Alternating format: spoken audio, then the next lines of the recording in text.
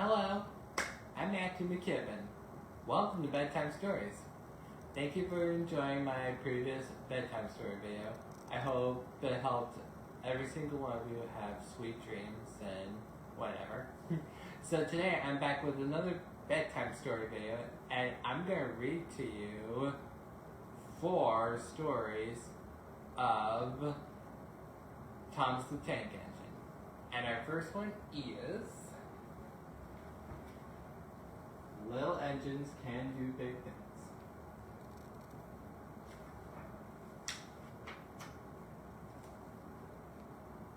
Things were very busy on the island of Sodor. Sir Topham Hatt was always on vacation, and all the engines were doing their best to be really useful.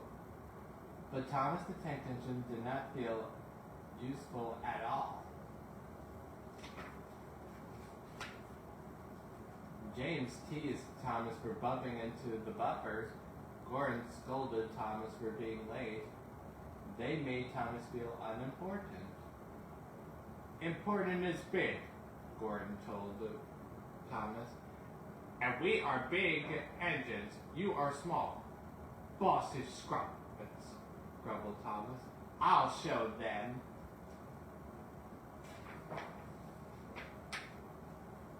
Little engines can do big things, Thomas said to himself, especially when they have nice blue paint like me. But just then, Harold the helicopter flew by, making a cloud of dust. Thomas's nice blue paint got all dirty.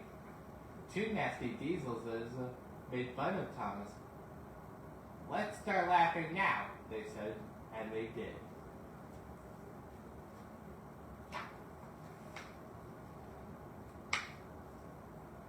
Thomas was determined to prove that little engines could be useful, really useful too. That night, Thomas was right on time doing his mail route. He even comforted Percy, who felt bad for being late.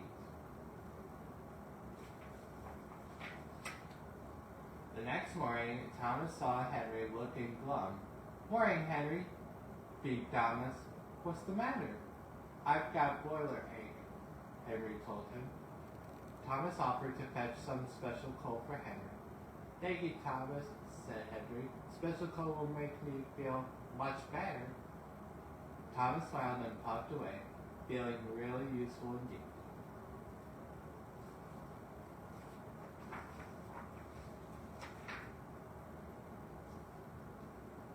Near a set of old buffers, Thomas set to work collecting the coal cars. But the last car was not coupled properly. Thomas didn't notice the coal car was sliding quietly backward. He did notice it mysteriously disappearing through the old buffers. It wasn't until later that Thomas realized the coal car was missing.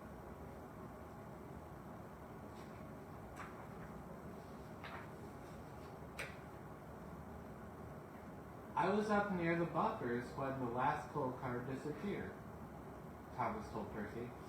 Percy got very excited. Maybe those buffers are the entrance to the Magic Railroad, he cried. The engines had heard the legend of the Magic Railroad and of the beautiful golden engine called Lady, who gave the railroad its magic power. Lady has disappeared long ago, and the Magic Railroad has disappeared with her. Percy, you are clever, Thomas exclaimed, and hurried away.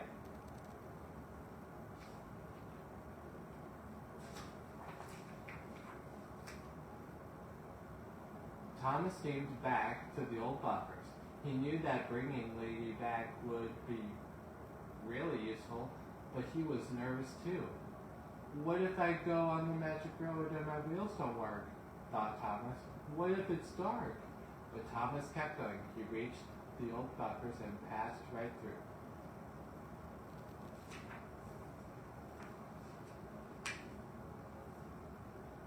The Magic Road was dark and scary, but it was also beautiful. Thomas found the missing coal car.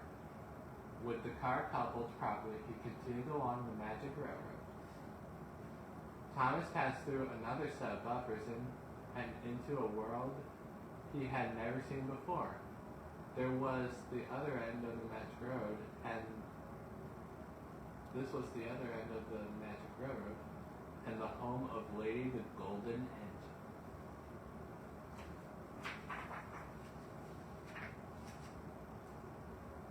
Lady had not run in many years, but with the help of the special coal from the island of Solar, she was soon skiing again.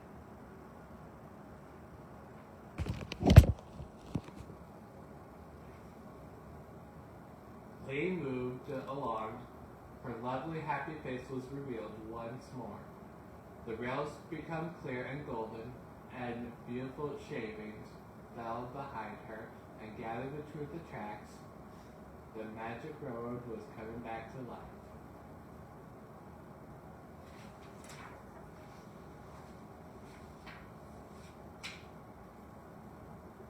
Thomas followed the lady back through the buffers. With a roar, the two little engines burst onto the island of Soda.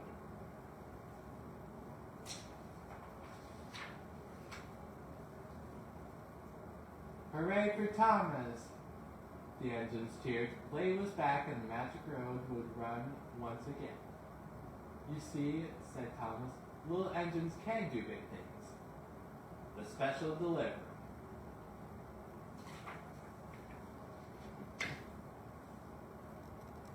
Cranky was unloading a box for Sakamon Hat.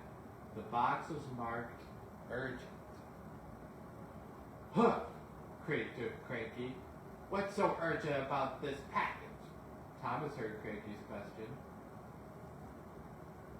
If it says urgent, we should get it to Sakamon Hat as fast as we can, he said. I'll take it.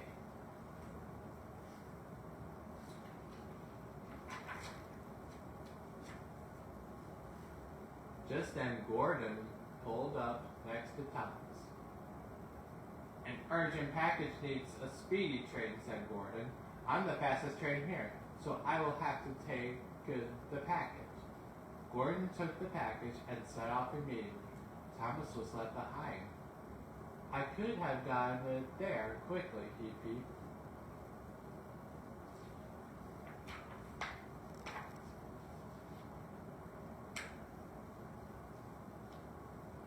Gordon hurried down the track and took a hilly shortcut. Suddenly, he saw a wrecked signal. Some rocks had fallen across his path. He was stuck. Just then, Toby came by on an open track. Help, said Gordon. I have an urgent package for Sir Topham Hatt. I can take it down the hill, said Toby. Thank you, Gordon called as Toby chugged away.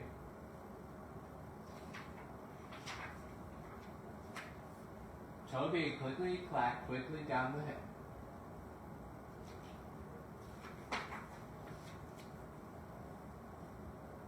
Percy was waiting at the bottom. Thank you for bringing the urgent package down, said Percy. Now I can take it to Sir Topham Hatt. Sir Topham Hatt will be very proud of me, Percy tooted as he hurried along.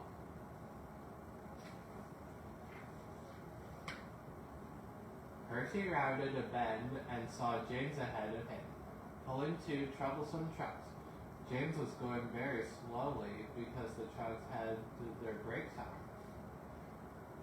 We want to take the package, said the troublesome trucks. We won't release our brakes until you give it to us. Percy was very mad, but he knew that the urgent package had to get to Sir Topham Hatt quickly. With a sigh, he gave it to the trucks.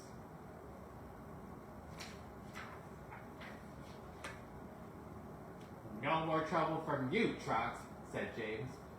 The trucks released their brakes. James and the trucks quickly left Percy behind. James was glad that he would be the one to deliver this urgent package now. James was going so fast he almost didn't see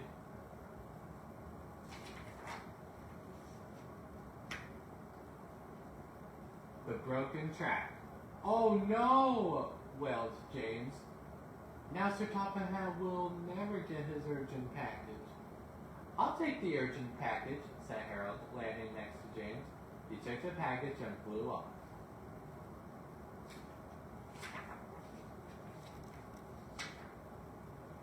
Harold soared over the countryside. He looked down and saw Thomas pulling into Timmins station. Thomas had been faster than Gordon after all.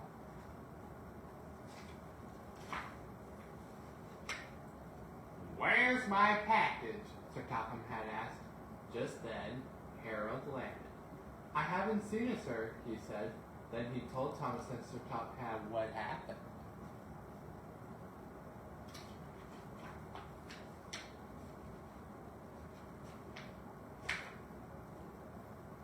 Finally, Sir Topham had opened the urgent package. What could be inside? It's a shiny new hat! Just in time for tonight's big party, Sir Topham had said, pulling the hat on his head and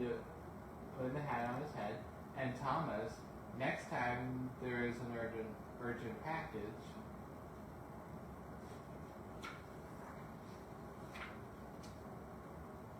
I want you to bring it down at the docks.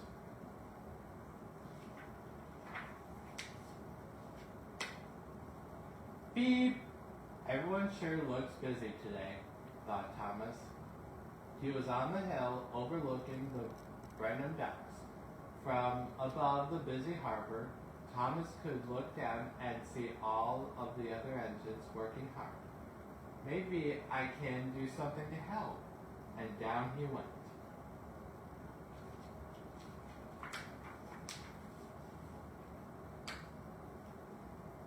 When Thomas arrived at the docks, the other engines were bustling around.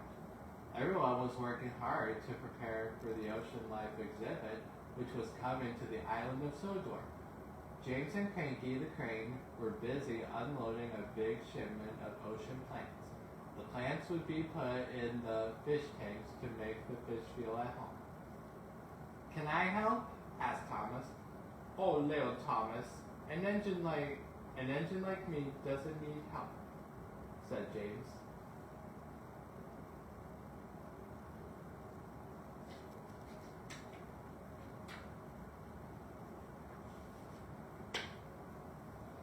Thomas chugged over to where Harvey was moving a bunch of small crates. "Keep back, little Thomas. These crates are full of all the empty fish tanks, and they are very fragile," said Harvey. "We don't need you to be breaking anything."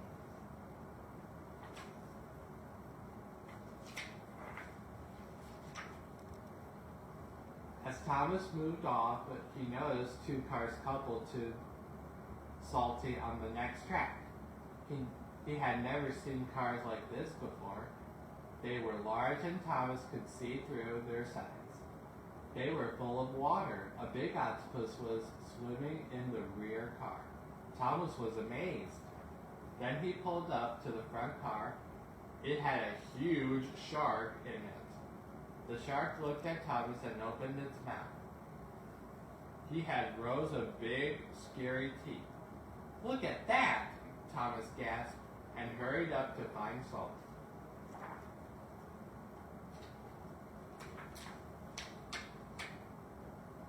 "Amazing, aren't they? These critters from the deep." Thomas," said Salty. Where are they from, Salty?" Thomas asked excitedly. "Where are they going?" "They're off to an ocean show in Timmins. It sure is fun having them here, don't you think?" answered Salty with a smile. "I can't wait to tell Tom Percy about it," thought Thomas. "Maybe we can see them in Timmins."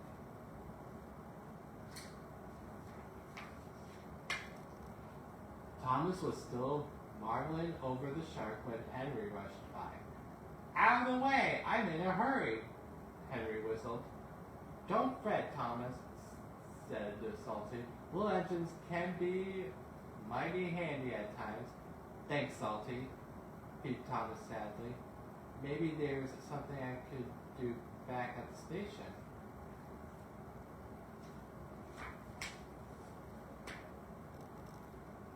Just as Thomas was leaving the docks, Percy came chugging up, working hard pulling the afternoon mail. Percy, you've got to take a look at the cars that Salty is, Thomas started. Not now, Thomas, Percy interrupted. I need to deliver this mail right on time, and he hurried past.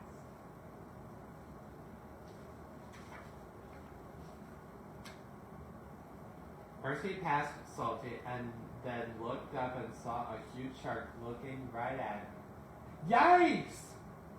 He tooted loudly and rushed forward. Percy was so surprised and so scared that he didn't look where he was going. Henry was stopped ahead of him on the same track. He was waiting for Harvey to cross with his fragile load.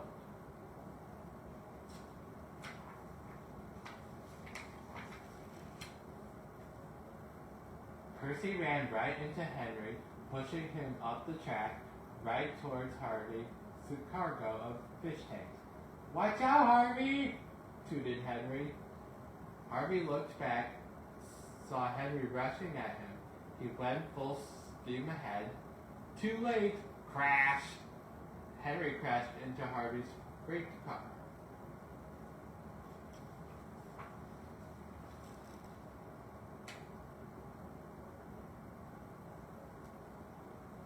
Harvey's freight car tipped off the track and the company snapped. Harvey, still at full steam, rushed forward. He ran right into James. James was pushed off the track, which startled Cranky. Cranky let go of the crate he was carrying. The crate fell right onto James and burst, covering him with seaweed.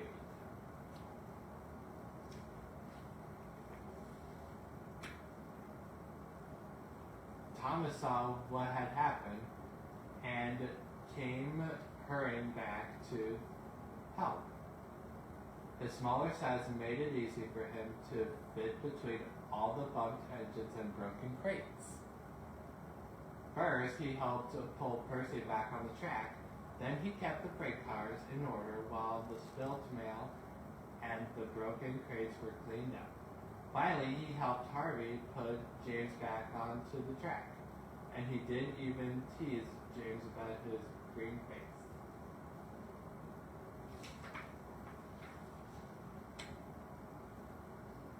Later, when everything was in order again, he went to look at the shark, whose car was sitting on a siding. Salty pulled up beside him. Well, Thomas, I knew you'd find some way to prove what a really useful engine you are, he said. Thomas smiled and looked back at the shark, who gave him a big wink. Thomas and the naughty diesel.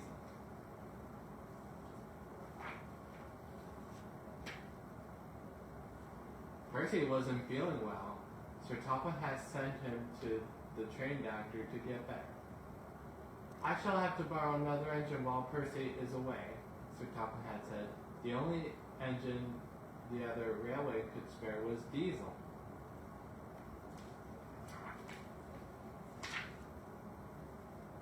Thomas the Tank Engine remembered how Diesel had caused trouble the last time he came to the station. You've come to help? Thomas said. So no tricks. Tricks? Purred Diesel. I'm just happy to help you, really useful engines again. Good, Thomas said, but he didn't believe Diesel.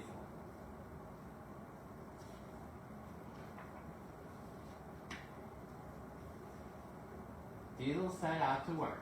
He was pulling freight cars when he met Toby. Oh, Toby said, it's you.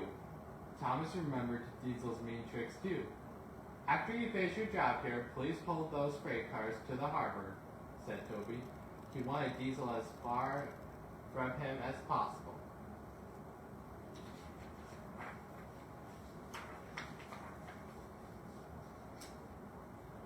Thomas and Toby made it clear to Diesel that they would not stand for any nonsense. No making up stories or causing trouble, Thomas said. Yes, Thomas, Diesel purred. I understand, Thomas.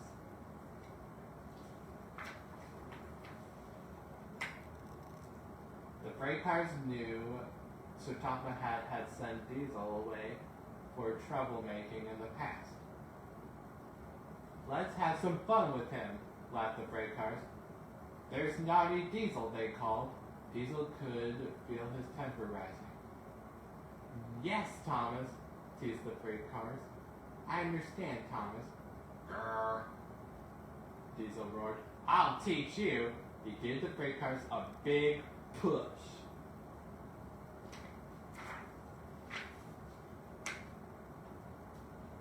Crash! Diesel pushed the freight cars right into a fence. Broken wood and upset freight cars were everywhere. Grrr! Diesel growled.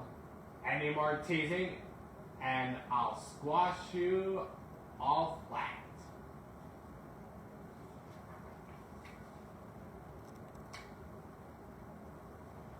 Sir Topham Hatt was very angry at Diesel. You're going to the railway as soon as you're finished with your work, said Sir Topham Hatt. Diesel was sad that Sir Topham Hatt was angry with him.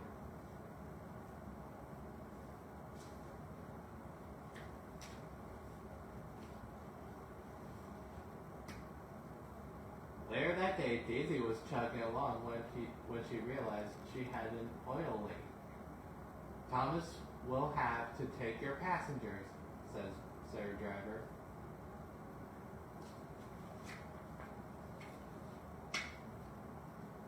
Thomas started up the hill, but the tracks were oily and he began to slip.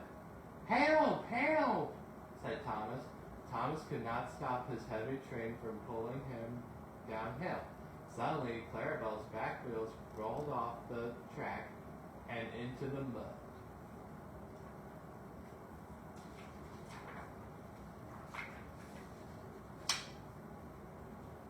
Serves him right, Diesel said when he heard about Thomas. But then Diesel felt ashamed. Thomas needed help, and Diesel was the closest and strongest engine on the line.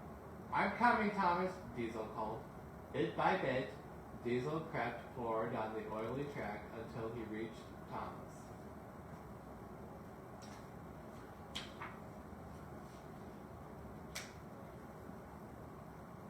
Soon, workmen arrived and helped Clarabelle back on the line. They cleaned the oil off the tracks and put dry sand on them. Diesel dug his wheels into the sand and pushed Clarabelle. Thomas helped too. Inch by inch, the engines moved forward. Finally, they chugged back to the station.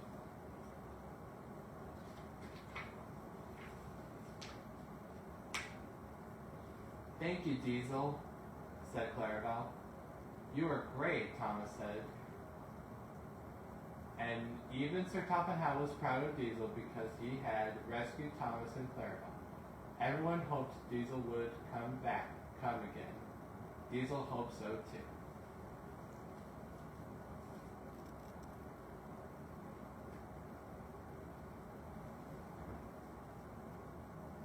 Well, what you think of that? Seemed like those engines discovered interesting things. So, in the part about special delivery, the part about where Thomas looked at the shark, well, to tell you all the truth, I actually have a fear of sharks because of their sharp fangs, and yeah. But I know that we shouldn't all be afraid of sea creatures unless we have a fear of them, which is okay. And in the story of the naughty Diesel, even though that Diesel was mostly naughty, but at the end he felt bad and decided to help Thomas, which was a good thing to do. Thank you for tuning in to today's bedtime story video. And for what Shelley Duvall said, when you write stories, you can make believe anything. And when you dream, you can make believe anything too. So, I hope you all have sweet dreams and hope to see you next time.